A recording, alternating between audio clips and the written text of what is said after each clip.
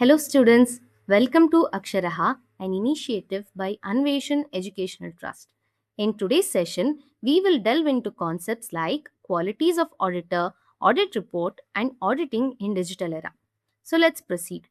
Qualities and qualification of a professional auditor. AS 1 of ICAI, Basic Principles Governing an Audit, stipulates that an auditor should possess the following qualities: A. Integrity, objectivity, and independence. B.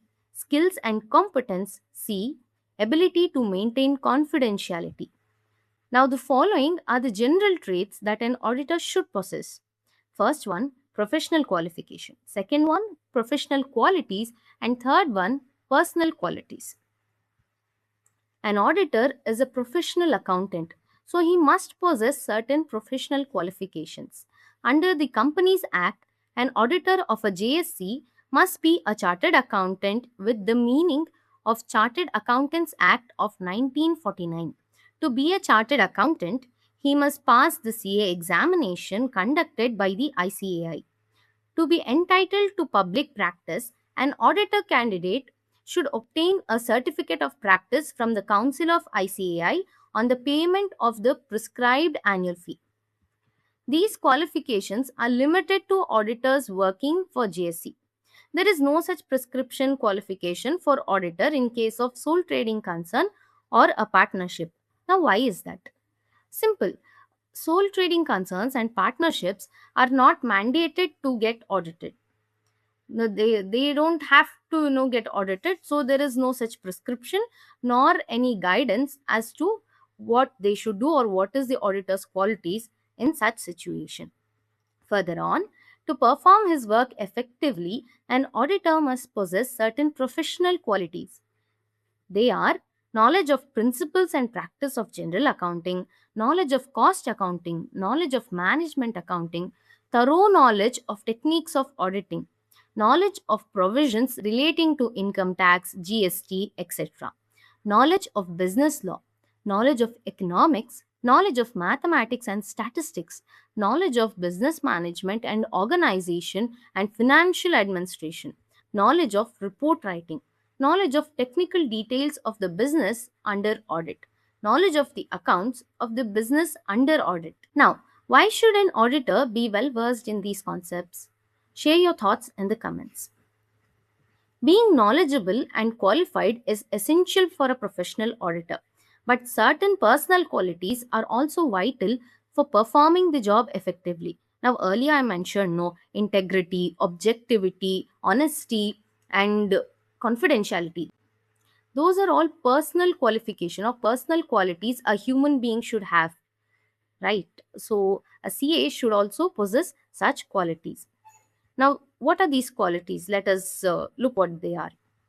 First, honesty and integrity, tactfulness, ability to work hard, impartiality and independence, vigilance, methodical, ability to trace out facts and figures. Now, he or she should not be suspicious but should always be inquisitive. Courage and ability to state the truth in the report. Ability to maintain secrets, that is confidentiality. Ability to communicate his or her opinion. And of course, what everyone should possess, common sense. That concludes qualities of an auditor. So, an auditor should possess all these three spheres of qualities. Okay, moving on, audit report. The audit report is the communication of audit conclusions after having carried out the audit process in accordance with the audit plan. It is the culmination of an extensive evidence gathering process designed to provide reasonable assurance that the financial statements are free from material misstatements, whether caused by fraud or by error. It is governed by a framework of professional standards and ethical requirements such as ISA, that is International Standards on Auditing, or the national standards set by ICAI, the Institute of Chartered Accountants of India. So, an audit report, what and all should it include, goes as follows. The title, clearly indicating that it is an independent auditor's report. This independent auditor's report should be present. The second one, addressee. So, who is he addressing? Usually, the shareholders or board of directors of this entity, of this particular entity. Third one, opinion section, the most critical part, stating what the auditor concludes, what is his opinion on the complete financial statements of that particular entity, whether it is qualified report, whether it is an unqualified report, or what he wants to communicate. Now, the fourth one, basis for opinion. So, what are the evidences? On what basis, on what grounds is he concluding this statement? A statement that the audit was conducted in accordance with the standards and a affirmation of the auditor's independence and ethical compliance. Key audit matters, KAMs. For listed entities, this new section describes the matters that were of most significance in the audit. These are areas that require significant auditor judgment and were related to accounts that have a high risk of material mismanagement. Example, valuation of complex financial instruments, litigation provisions, goodwill impairment testing, etc. Responsibilities of management and those charged with governance. That is, a detailed description of management's duty to prepare the financial statements and design internal control. That is, this states what are the management's duty and what they are supposed to do, what they are mandated to follow. Auditor's responsibilities. A comprehensive section explaining what an audit entails, the concept of materiality, and the inherent limitations of an audit. Further, signature, date, and place. This is kind of mandated in most reports.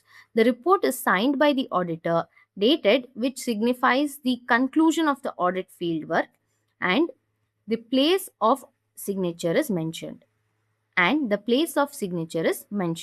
Lastly, auditor's address. That is the city and location of the audit firm. Audit reports based on auditor's opinion can be classified into two types: unmodified opinion or unqualified report, or the clean report. It states that the financial statements present fairly in all material respects the financial position and performance of the entity in accordance with the applicable financial reporting framework, basically stating that everything is in order, everything is perfectly fine and good, in good compliance. Such a report is issued only when the auditor is satisfied that the financial statements are in proper compliance and there is no evidence of mismanagement and there were no major issues that stopped them from getting the necessary evidence.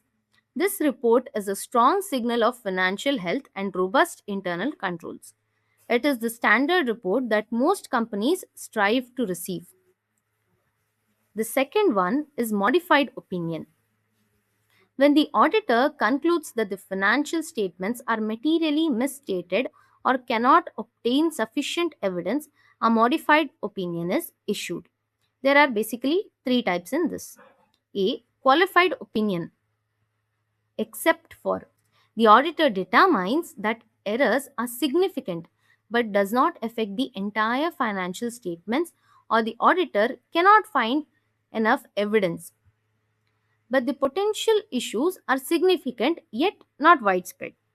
This is a red flag for users. It indicates a specific material problem, as in there is one problem, but it is not entirely affecting the financial statement. B. Adverse opinion. That is the worst case scenario.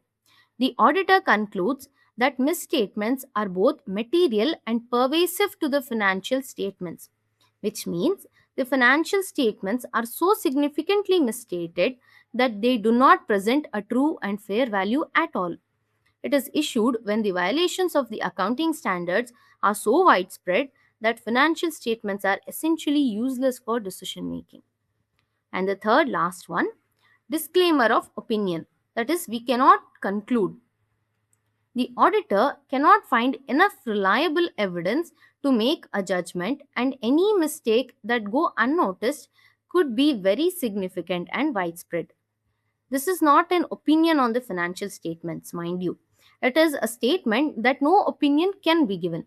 This happens in cases of extreme scope limitations such as inadequate accounting records, the auditor not being able to obtain evidence regarding a significant proportion of the entity's operations. Like, for example, unable to audit a foreign division that represents 60% of the total assets.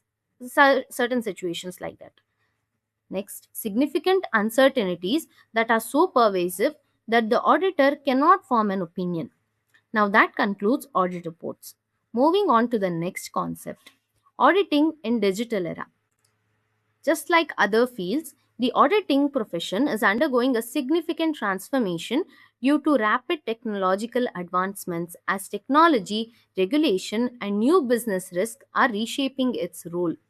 Digital tools, AI powered analytics, and real time data tracking are transforming audit processes.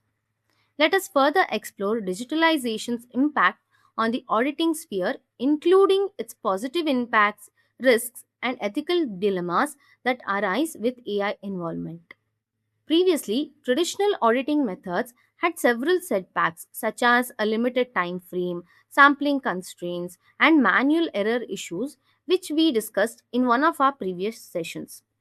By using AI, such constraints can be overcome effectively. Key tech transformations like data analytics, AI and ML, blockchain, and cloud computing are being used by today's auditing professionals.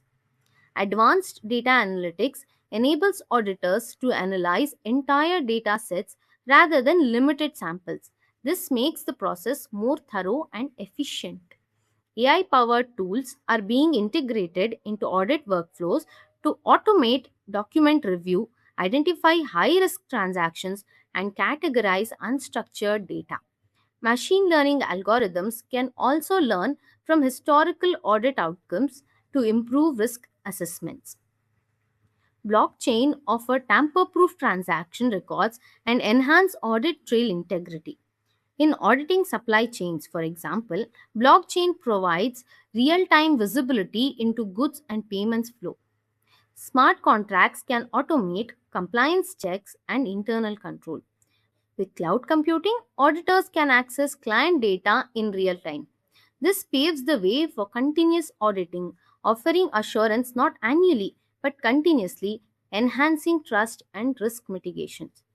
Now, what are the benefits of digital auditing? Benefits of digital auditing include improved accuracy, efficiency gained through automation of manual tasks, fraud detection via AI, real time insights, AI tool benefits in the continuous audit process, improved financial oversight, and better compliance, of course. We all are aware that the rise of AI brings several ethical challenges. Some of these considerations include data privacy and security, skill gaps, like currently people are not upskilled enough to cope up with these things. Now, CA, an auditor required professional qualifications in the field of commerce and auditing and accounting and taxes and other fields like we mentioned earlier. They did not have computing skills, but currently with the integration of technology, there is a gap. Now they have to cope up with learning what AI is, how it works, and how these cloud computing and other factors work.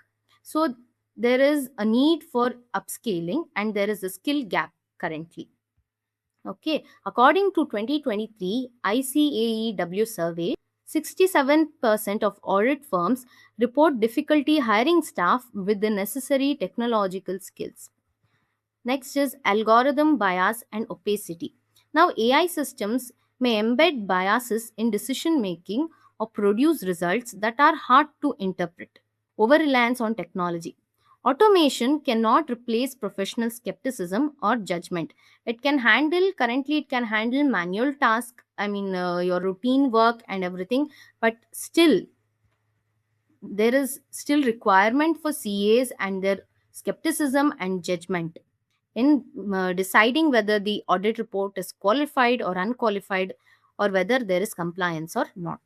So, to conclude, AI enables auditors to analyze far larger data sets thereby enhancing audit quality. Yet, expertise, experience, and professional judgment remain crucial, especially when it comes to detecting errors or fraud. Even with all the AI advancements, human expertise is essential in addressing complex issues and maintaining the transparency of audit process. Below, I've included some links in the description for further exploration. Do check them out. With that, I conclude today's session. Join me in my next session as we explore what audit planning is, factors of audit planning, and what it entails. Thank you for watching, and for more such informational content, please like, share, and subscribe to our channel.